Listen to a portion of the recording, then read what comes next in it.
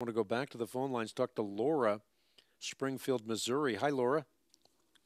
Oh, Hank, thank you for taking my call. My pleasure. I truly appreciate your ministry. It's been a blessing. Thank you. So I'd like to talk about reconciling differences between the Old Testament and the New Testament. And a specific example that I have really, and I've heard preachers preach on this, where they're talking about what I call abundance theology.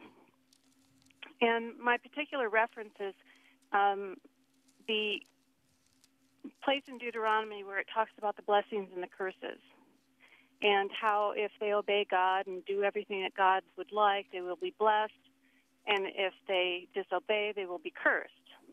And it talks a lot about fruits and having land, being wealthy, and all of that. And then in the New Testament, in Luke, you hear Jesus talking to the rich man who wants to know how he will inherit eternal life. And Jesus tells him, obey all the commandments. And the rich man says, I've done all this. What else do I need to do? And Jesus tells him, sell all you have and give it to the poor and follow me. So in that case, and I know they're different, but I have difficulty explaining that difference between the Old Testament and the New Testament. I'd just like to get your take on that. Yeah, a couple of things. In the Old Testament, the principle is the same as in the New Testament, which is blessings for those who follow, cursings for those who rebel.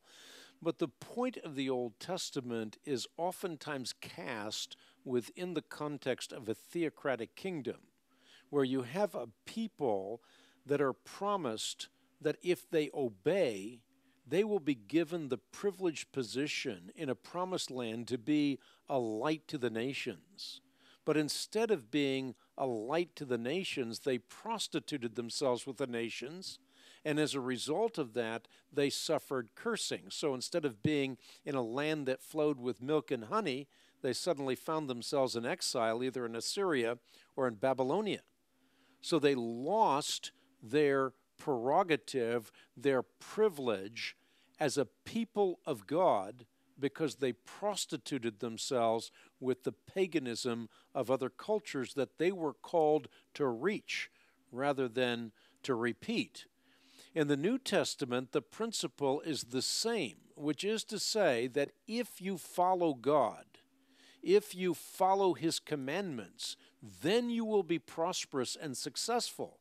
But that doesn't mean necessarily that you'll have a bigger home or more possessions. It means that you will have peace in the midst of the storm, because you are now in the care of the one who spoke, and the universe leapt into existence. So the same principle applies. Now, as far as the rich young ruler, he really loved possessions more than he loved the Lord, which is the problem with the modern faith teachers.